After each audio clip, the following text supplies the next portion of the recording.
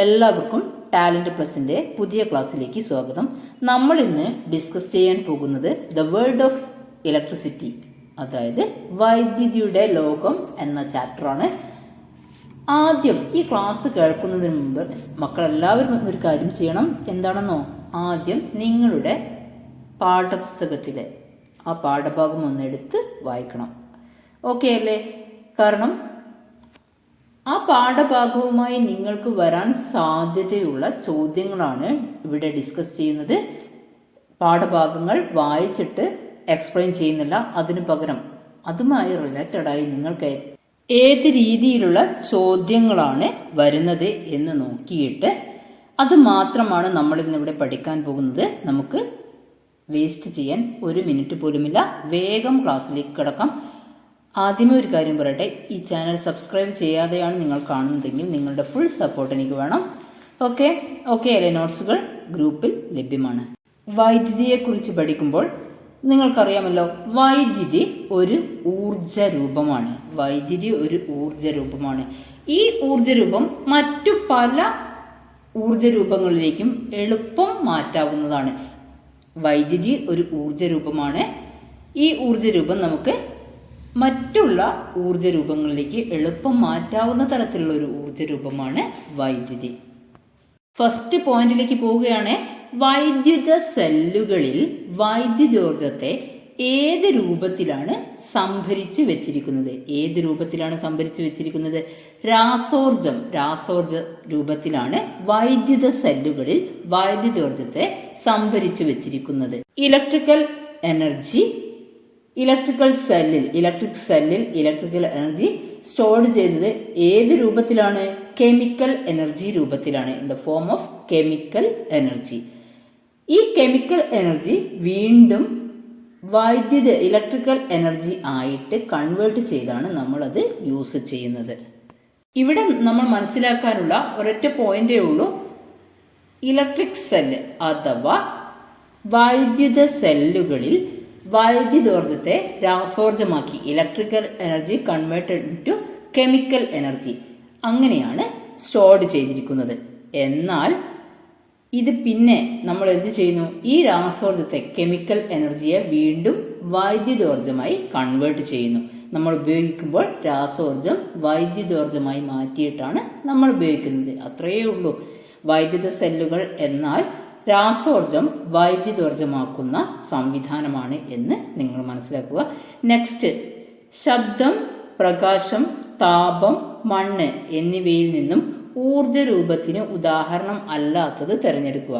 ശബ്ദം, പ്രകാശം, താപം, മണ്ണ് എന്നിവയിൽ നിന്നും ഊർജ രൂപത്തിന് ഉദാഹരണമല്ലാത്തതാണ് മണ്ണ്. ബാക്കിയെല്ലാം ഊർജ രൂപമാണ്. ശബ്ദം, പ്രകാശം, താപം ഇവയെല്ലാം ഊർജ രൂപമാണ്. ഇനി നമുക്കൊരു ഫുൾ ഫോം പഠിക്കാം. LED, നമ്മൾ പറയില്ലേ LED TV, ഓക്കെ, അതിന്റെ LED ഫുൾ ഫോം എന്താണ് മക്കളെ? ലൈറ്റ് എമിറ്റിംഗ്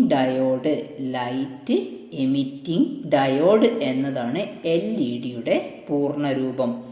അപ്പോൾ നമുക്ക് വീട്ടിൽ സാധാരണയായി ഉപയോഗിക്കുന്ന CFL ബൾബ്, നമ്മൾ പറയില്ലേ CFL ബൾബ് എന്ന്. CFLന്റെ ഫുൾ ഫോം എന്താണ്? കോമ്പാക്ട് ഫ്ലൂറസെന്റ് ലാമ്പ് എന്നതാണ് CFLന്റെ പൂർണ്ണരൂപം. അപ്പോൾ നമുക്കൊരു ചോദ്യം വന്നാലോ, എന്താണ് സ്വിച്ച്? ആവശ്യമുള്ളപ്പോൾ സർക്യൂട്ട് അടഞ്ഞതോ തുറന്നതോ ആക്കി മാറ്റാനുള്ള ഉപകരണത്തെയാണ് സ്വിച്ച് എന്നറിയപ്പെടുന്നത്. എന്താണ് സ്വിച്ച്? ആവശ്യമുള്ളപ്പോൾ സർക്യൂട്ട് അടഞ്ഞതോ തുറന്നതോ ആക്കി മാറ്റാനുള്ള ഉപകരണത്തെയാണ് നമ്മൾ സ്വിച്ച് എന്നറിയപ്പെടുന്നത്. Switch is a device used to make a circuit closed or open when required. എപ്പോഴാണോ നമുക്ക് സ്വിച്ച്, അതായത് സർക്യൂട്ട് അടഞ്ഞതോ അല്ലെങ്കിൽ തുറന്നതോ ആക്കി മാറ്റാനുള്ള ആവശ്യം വരുന്നത്, ആ സമയത്ത് നമ്മൾ ഉപയോഗിക്കുന്ന ഉപകരണമാണ് സ്വിച്ച്. ഓക്കെ, നമ്മളിവിടെ അറിഞ്ഞിരിക്കേണ്ട ഒരു പോയിന്റാണ് വൈദ്യുത സർക്യൂട്ട്, ഇലക്ട്രിക് സർക്യൂട്ട് എന്നത് നമ്മളിവിടെ അറിഞ്ഞിരിക്കേണ്ട പോയിന്റാണ്. എന്താണ് വൈദ്യുത സർക്യൂട്ട്? വൈദ്യുത സ്രോതസ്സിൽ നിന്ന് ഉപകരണത്തിലേക്ക് വൈദ്യുതി കടന്നു പോകുന്നതിനുള്ള ക്രമീകരണത്തെയാണ് വൈദ്യുത സർക്യൂട്ട് എന്ന് അറിയപ്പെടുന്നത്. വൈദ്യുത സർക്യൂട്ട് എന്നറിയപ്പെടുന്നത് എന്തിനെയാണ്? Electric circuit is an arrangement that passes electricity from an electric source to a device.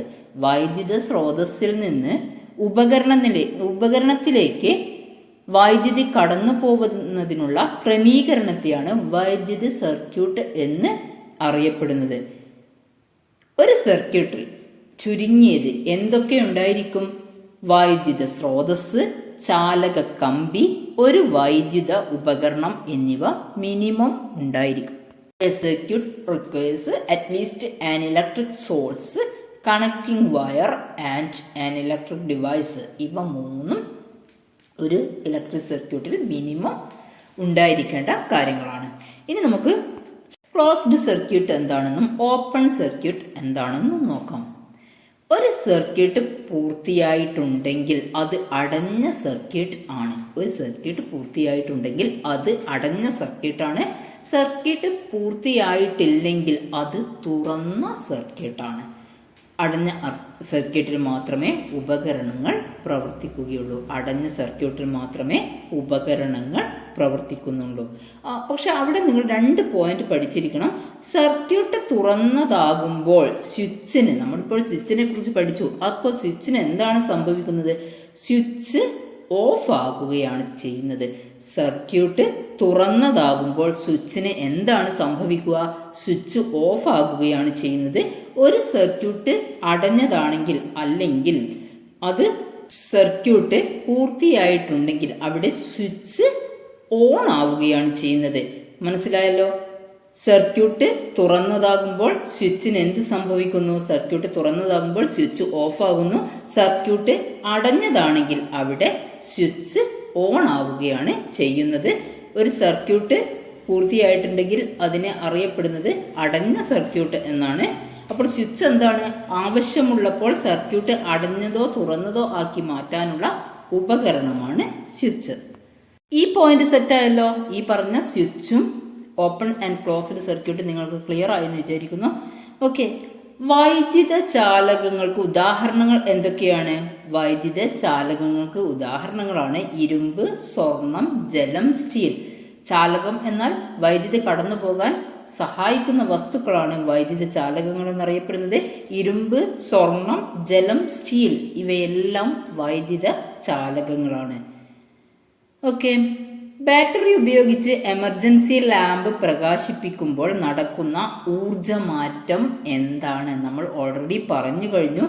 ഇവിടെ രാസോർജം ആദ്യം വൈദ്യുതോർജവും പിന്നീട് പ്രകാശോർജവുമായി മാറ്റുന്നു. നമ്മൾ അവിടെ ഒരു ചോദ്യം നമുക്ക് പ്രതീക്ഷിക്കാം. നമ്മുടെ ഈ ബാറ്ററി ഉപയോഗിച്ച് എമർജൻസി ലാമ്പ് വർക്ക് ചെയ്യിപ്പിക്കുന്നു. പക്ഷെ ബാറ്ററിയിൽ ഏത് രീതിയിലാണ് വൈദ്യുതി സ്റ്റോർ ചെയ്യുന്നത്? വൈദ്യുതി കെമിക്കൽ എനർജി, രാസോർജ രൂപത്തിലാണ് ബാറ്ററിയിൽ വൈദ്യുതി സ്റ്റോർ ചെയ്യുന്നത്. ബാറ്ററി ഉപയോഗിച്ച് എമർജൻസി ലാമ്പ് പ്രകാശിപ്പിക്കുമ്പോൾ നടക്കുന്ന ഊർജ്ജമാറ്റം ആ രാസോർജം, അതായത് ആ chemical energy first converted into electrical energy, അതാദ്യം വൈദ്യുതോർജ്ജമായും അതേപോലെ തന്നെ അടുത്ത നിമിഷം, ആ നിമിഷങ്ങളൊന്നും ബാക്കിയില്ല, പക്ഷെ പ്രകാശോർജവുമായും മാറുന്നു. വൈദ്യുതോർജ്ജവും പ്രകാശോർജ്ജവുമായി മാറുകയാണ് ചെയ്യുന്നത്. ബാറ്ററി ഉപയോഗിച്ച് എമർജൻസി ലാമ്പ് പ്രകാശിപ്പിക്കുമ്പോൾ നടക്കുന്ന ഊർജ്ജമാറ്റം എന്താണ് മക്കളെ? രാസോർജം വൈദ്യുതോർജ്ജമായും പ്രകാശോർജ്ജമായും മാറുകയാണ് ചെയ്യുന്നത്. സ്രോതസ്സുകൾക്ക് ഉദാഹരണങ്ങൾ ഏതൊക്കെയാണ്? വൈദ്യുത സെല്ലുകൾ, ജനറേറ്റർ, സോളാർ സെല്ലുകൾ ഇവയെല്ലാം വൈദ്യുത സ്രോതസ്സുകൾക്ക് ഉദാഹരണമാണ്. Electrical cell, generator, solar cells are the examples of source of electricity. വൈദ്യുത സ്രോതസ്സുകൾക്ക് ഉദാഹരണങ്ങളാണ് വൈദ്യുത സെല്ലുകൾ, ജനറേറ്റർ, സോളാർ സെല്ലുകൾ മുതലായവ. നമ്മളിവിടെ GK ക്വസ്റ്റ്യൻ പഠിക്കുകയാണ്. ഊർജ സംരക്ഷണ ദിനം ആയി ആചരിക്കുന്നത് എന്നാണ്? ഡിസംബർ 14. അടുത്ത പോയിന്റ് നോക്കാം. കണ്ടക്ടേഴ്സ് ആൻഡ് ഇൻസുലേറ്റേഴ്സ്, ചാലകങ്ങളും ഇൻസുലേറ്ററുകളും. ഓക്കെ ആണല്ലോ. വൈദ്യുതി കടത്തിവിടുന്ന വസ്തുക്കളെയാണ് കണ്ടക്ടേഴ്സ് അഥവാ ചാലകങ്ങൾ എന്ന് അറിയപ്പെടുന്നത്. വൈദ്യുതി കടത്തിവിടാത്ത വസ്തുക്കൾ ഇൻസുലേറ്ററുകൾ എന്നും അറിയപ്പെടുന്നു. വൈദ്യുതി കടത്തിവിടുന്ന വസ്തുക്കളെ ചാലകങ്ങൾ എന്നും വൈദ്യുതി കടത്തിവിടാത്ത വസ്തുക്കളെ ഇൻസുലേറ്ററുകൾ എന്നും അറിയപ്പെടുന്നു. ചാലകങ്ങൾക്ക് എക്സാമ്പിൾസ് ചോദിച്ചാൽ ഇരുമ്പ്, സ്വർണം, ചെമ്പ്, സ്റ്റീൽ, ഗ്രാഫൈറ്റ്, ജലം മുതലായവ ചാലകങ്ങൾ അഥവാ കണ്ടക്ടേഴ്സിന് എക്സാമ്പിൾസ് ആണ്. ഓക്കെ, ഉണങ്ങിയ മരക്കഷണം, കടലാസ്, പ്ലാസ്റ്റിക്, തുണി തുടങ്ങിയവയെല്ലാം ഇൻസുലേറ്ററുകൾക്ക് ഉദാഹരണങ്ങളാണ്. വൈദ്യുത ചാലകങ്ങൾക്ക് ഉദാഹരണങ്ങൾ ചോദിക്കാൻ സാധ്യതയുള്ള ചോദ്യമാണ്. ഇരുമ്പ്, സ്വർണം, ചെമ്പ്, സ്റ്റീൽ, ഗ്രാഫൈറ്റ്, ജലം ഇവയെല്ലാം വൈദ്യുത ചാലകങ്ങളാണ്. ഉണങ്ങിയ മരക്കഷണം, കടലാസ്, പ്ലാസ്റ്റിക്, തുണി ഇവയെല്ലാം ഇൻസുലേറ്ററുകളാണ്. ഇൻസുലേറ്ററുകൾ എന്നാൽ വൈദ്യുതി കടത്തിവിടാത്ത വസ്തുക്കളും ചാലകങ്ങൾ എന്നാൽ വൈദ്യുതി കടത്തിവിടുന്ന വസ്തുക്കളുമാണ്. ദ്രാവകാവസ്ഥയിൽ സ്ഥിതി ചെയ്യുന്ന ഒരു ലോഹം ഏതാണ്? മെർക്കുറി. ദ്രാവകാവസ്ഥയിൽ സ്ഥിതി ചെയ്യുന്ന ലോഹത്തിന് ഉദാഹരണമാണ് മെർക്കുറി. കൃത്രിമ ഉപഗ്രഹങ്ങൾ പ്രവർത്തിക്കുന്നതിനുള്ള വൈദ്യുതി ലഭിക്കുന്നത് എവിടെ നിന്നാണ്? സോളാർ പാനലിൽ നിന്നാണ്. ഉപഗ്രഹങ്ങളിൽ ഘടിപ്പിച്ചിരിക്കുന്ന സോളാർ പാനലിൽ നിന്നാണ് കൃത്രിമ ഉപഗ്രഹങ്ങൾ പ്രവർത്തിക്കുന്നതിനുള്ള വൈദ്യുതി ലഭിക്കുന്നത്. ഭാവിയിൽ വരാവുന്ന ഊർജ പ്രതിസന്ധിക്കുള്ള പരിഹാരമാണ് സൗരോർജം, സോളാർ എനർജി. ഭാവിയിൽ വരാവുന്ന ഊർജ പ്രതിസന്ധിക്കുള്ള പരിഹാരമാണ്. വൈദ്യുതി കടത്തിവിടാത്ത വസ്തുക്കളെയാണ് ഇൻസുലേറ്ററുകൾ എന്ന് നമ്മൾ പഠിച്ചു. ഇടുക്കി ജലവൈദ്യുത പദ്ധതിയിൽ നിന്നാണ് കേരളത്തിൽ ലഭിക്കുന്ന വൈദ്യുതിയുടെ ഭൂരിഭാഗവും ഉൽപ്പാദിപ്പിക്കപ്പെടുന്നത്. തിളക്കമുള്ളതും കടുപ്പമുള്ളതും ബലമുള്ളതുമായ പദാർത്ഥങ്ങളാണ് ലോഹങ്ങൾ. ലോഹങ്ങൾ എന്താണ്? തിളക്കമുള്ളതും കടുപ്പമുള്ളതും ബലമുള്ളതുമായ പദാർത്ഥങ്ങളാണ് ലോഹങ്ങൾ. ലോഹങ്ങൾക്ക് ഉദാഹരണങ്ങളാണ് ഇരുമ്പ്, ചെമ്പ്, വെള്ളി, സ്വർണം, aluminium, zinc, lead, mercury, nickel തുടങ്ങിയവ മെറ്റൽസിന് ഉദാഹരണങ്ങളാണ്. ലോഹങ്ങൾക്ക് ഉദാഹരണങ്ങളാണ് ഏതൊക്കെ? ഞാനീ പറഞ്ഞ ഇരുമ്പ്, ചെമ്പ്, വെള്ളി, സ്വർണം, aluminium, zinc, lead, mercury, nickel ഇവയെല്ലാം ലോഹങ്ങൾക്ക് ഉദാഹരണങ്ങളാണ്. ലോഹങ്ങൾ എല്ലാം സാധാരണ അന്തരീക്ഷ താപനിലയിൽ ഖരാവസ്ഥയിലാണ് സ്ഥിതി ചെയ്യുന്നത്. അവിടെ ഒരു കാര്യം മനസ്സിലാക്കണം, മെർക്കുറി അഥവാ രസം എന്ന ലോഹം സ്ഥിതി ചെയ്യുന്നത് ദ്രാവക അവസ്ഥയിലാണ്. ലോഹങ്ങൾക്ക് ഒരു പ്രത്യേകതയുണ്ട്, എല്ലാം വൈദ്യുതിയുടെ ചാലകങ്ങളാണ്. നമ്മൾ ഇലക്ട്രിക് ലൈനിൽ ഉപയോഗിക്കുന്ന ലോഹം, അത് ഇലക്ട്രിക് ലൈൻ ഉണ്ടാക്കാൻ ഉപയോഗിക്കുന്ന ലോഹം ഏതാണ്? അലൂമിനിയം ഉപയോഗിച്ചാണ് ഇലക്ട്രിക് ലൈനുകൾ നിർമ്മിക്കുന്നത്. എന്താണ് ബാറ്ററി? ഒന്നിലധികം സെല്ലുകൾ ഗ്രൂപ്പായി ഘടിപ്പിച്ച് നിർമ്മിക്കുന്ന സംവിധാനമാണ് ബാറ്ററി എന്നറിയപ്പെടുന്നത്. ഒന്നിലധികം സെല്ലുകൾ ഗ്രൂപ്പായി ഘടിപ്പിച്ച് നിർമ്മിക്കുന്ന സംവിധാനമാണ് ബാറ്ററി എന്ന് അറിയപ്പെടുന്നത്. ചോദ്യം, എന്താണ് ഈ LED മൊഡ്യൂള്? നമ്മൾ നേരത്തെ പഠിച്ചു LED ഫുൾ ഫോം എന്തായിരുന്നു? ലൈറ്റ് എമിറ്റിംഗ് ഡയോഡാണ്. ഇവിടെ നമ്മൾ പഠിക്കുന്നത് എന്താണ് LED മൊഡ്യൂൾ. ഒന്നിലധികം LED ബൾബുകൾ ഒരു സ്ട്രിപ്പിൽ ക്രമീകരിച്ച സംവിധാനമാണ് LED മൊഡ്യൂൾ എന്ന് അറിയപ്പെടുന്നത്. LED ബൾബിനേക്കാൾ കൂടുതൽ വൈദ്യുതോർജ്ജം ഉപയോഗിക്കുന്നത് CFL ബൾബുകളാണ്. അതിനേക്കാൾ വൈദ്യുതോർജ്ജം ഉപയോഗിക്കുന്നത് നമ്മുടെ ഫിലമെന്റ് ലാമ്പുകളാണ്.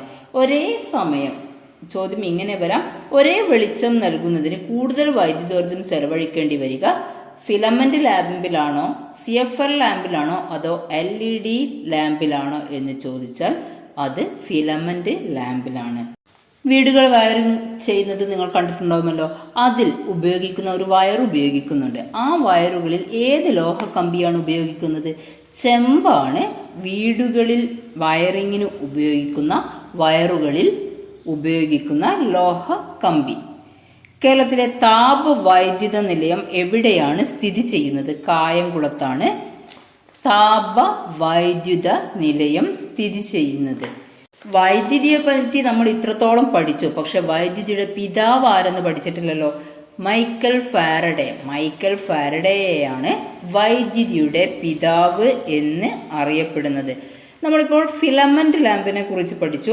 അത്തരം ബൾബുകളിലെ ഫിലമെന്റ് നിർമ്മിച്ചിരിക്കുന്ന പദാർത്ഥം എന്താണ്? ടങ്സ്റ്റൺ ഉപയോഗിച്ചാണ് ഫിലമെന്റ് നിർമ്മിച്ചിരിക്കുന്നത്. ഏറ്റവും നല്ല വൈദ്യുത ചാലകം ഏതാണ് എന്ന് ചോദിച്ചാൽ അത് വെള്ളിയാണ് ഏറ്റവും നല്ല വൈദ്യുത ചാലകം. കേരളത്തിലേക്കുള്ള വൈദ്യുതിയുടെ ഭൂരിഭാഗവും ഉൽപ്പാദിപ്പിക്കുന്നത് ഇടുക്കി ജലവൈദ്യുത പദ്ധതിയിൽ നിന്നാണ്. അപ്പോൾ കേരളത്തിലെ ഏറ്റവും വലിയ ജലവൈദ്യുത പദ്ധതി ഏതാണ് എന്ന ചോദ്യത്തിന് ഉത്തരവും ഇടുക്കി തന്നെയാണ്. നമ്മൾ സെല്ലിനെ കുറിച്ചും ബാറ്ററിയെ കുറിച്ചും ഒക്കെ പഠിച്ചു. അതിൽ പഠിക്കാനുള്ള ഒരു പോയിന്റാണ്, ഒരു സെല്ലിന് എത്ര ടെർമിനലുകൾ ഉണ്ടാവും? 2 ടെർമിനലുകളാണ് ഒരു സെല്ലിനുള്ളത്, പോസിറ്റീവ് നെഗറ്റീവ്. ഒരു സെല്ലിന് 2 ടെർമിനലുകൾ ഉണ്ടാവും. അത് ഏതൊക്കെയാണ്? പോസിറ്റീവ് നെഗറ്റീവ് എന്നീ 2 ടെർമിനലുകളാണ് ഒരു സെല്ലിനുണ്ടാവുക. വളരെ കൂടുതൽ വൈദ്യുതി ആവശ്യമായി വരുന്ന ഉപകരണങ്ങൾ പ്രവർത്തിക്കാൻ ഉപയോഗിക്കുന്ന സ്വിച്ച് ഏതാണെന്ന ചോദ്യത്തിന് ഉത്തരമാണ് ഡബിൾ പോൾ സ്വിച്ച്. വളരെ കൂടുതൽ വൈദ്യുതി ആവശ്യമായി വരുന്ന ഉപകരണങ്ങൾ പ്രവർത്തിക്കാൻ ഉപയോഗിക്കുന്ന സ്വിച്ചാണ് ഡബിൾ പോൾ സ്വിച്ചുകൾ. ഇസ്തിരിപ്പെട്ടിയിൽ ഹീറ്റിംഗ് എലമെന്റ് ആയി ഉപയോഗിക്കുന്ന ലോഹസങ്കരം ഏതാണ്? നിക്രോമാണ്. നിക്കലും ക്രോമിയവും അടങ്ങിയ ലോഹസങ്കരമാണ് ഇസ്തിരിപ്പെട്ടിയിൽ ഹീറ്റിംഗ് എലമെന്റായി ഉപയോഗിക്കുന്നത്. വീട്ടാവശ്യത്തിനായി ഉപയോഗിക്കുന്ന വൈദ്യുതി അളക്കുന്ന യൂണിറ്റാണ് കിലോ വാട്ട് അവർ. മോട്ടോർ വൈൻഡ് ചെയ്യുന്നതിന് ഉപയോഗിക്കുന്ന കമ്പി ഏതാണ്? വാർണിഷ് കൊണ്ട് ലാമിനേറ്റ് ചെയ്ത കമ്പിയാണ് മോട്ടോർ വൈൻഡ് ചെയ്യുന്നതിന് ഉപയോഗിക്കുന്ന കമ്പി. അവിടെ ഫിലമെന്റ് ബൾബിനെ കുറിച്ച് നമ്മൾ പഠിച്ചു. പക്ഷെ ഈ ബൾബ് കണ്ടെത്തിയ ശാസ്ത്രജ്ഞൻ ആരാണ്? തോമസ് ആൽവ എഡിസൺ ആണ് ഫിലമെന്റ് ബൾബ് കണ്ടെത്തിയ ശാസ്ത്രജ്ഞൻ. കുറഞ്ഞ വൈദ്യുതി ഉപയോഗിച്ച് കൂടുതൽ വെളിച്ചം നൽകുന്നത് ഗ്രാഫീൻ ബൾബാണ്. കുറഞ്ഞ LED ബൾബിനേക്കാൾ കുറഞ്ഞ വൈദ്യുതി ഉപയോഗിച്ച് കൂടുതൽ വെളിച്ചം നൽകുന്നത് ഗ്രാഫീൻ ബൾബാണ്. കേരളത്തിൽ വൈദ്യുത ബോർഡ് നിലവിൽ വന്ന വർഷം 1957 കേരള വൈദ്യുത ഭവന്റെ ആസ്ഥാനം എവിടെയാണ്? അത് തിരുവനന്തപുരത്താണ്. അടുത്ത ചോദ്യം, ജീവനുള്ള കോശങ്ങളിൽ എന്തിന്റെ സാന്നിധ്യം ഉള്ളത് കൊണ്ടാണ് ശരീരം വൈദ്യുത ചാലകം ആകുന്നത്? ജലത്തിന്റെ സാന്നിധ്യം ഉള്ളത് കൊണ്ടാണ് ജീവനുള്ള കോശങ്ങളിൽ ശരീരം വൈദ്യുത ചാലകങ്ങൾ ആവുന്നത്. ഒരു വസ്തുവിലെ ചാർജ് നിർവീര്യമാക്കാൻ അതിനെ ഭൂമിയുമായി ബന്ധിപ്പിക്കുന്ന പ്രക്രിയയാണ് എർത്തിങ് എന്നറിയപ്പെടുന്നത്. ഒരു വസ്തുവിലെ ചാർജ് നിർവീര്യമാക്കാൻ അതിനെ ഭൂമിയുമായി ബന്ധിപ്പിക്കുന്ന പ്രക്രിയ അറിയപ്പെടുന്ന പേരാണ് എർത്തിങ്. ജനറേറ്റർ ഉപയോഗിക്കാനായി ഉപയോഗിക്കുന്ന ഇന്ധനങ്ങൾ ഏതൊക്കെയാണ്? പെട്രോൾ, ഡീസൽ, മണ്ണെണ്ണ ഇവയെല്ലാം ജനറേറ്റർ പ്രവർത്തിക്കാനായി ഉപയോഗിക്കുന്ന ഇന്ധനങ്ങളാണ്. ഓക്കെ, നമ്മുടെ ചാപ്റ്റർ ഇവിടെ അവസാനിക്കുകയാണ്. ഇതിലുള്ള മുഴുവൻ ചോദ്യങ്ങളും ഉൾപ്പെടുത്തി തന്നെയാണ് ഞാൻ നിങ്ങൾക്ക് ഇപ്പോൾ ക്ലാസ് തന്നിരിക്കുന്നത്.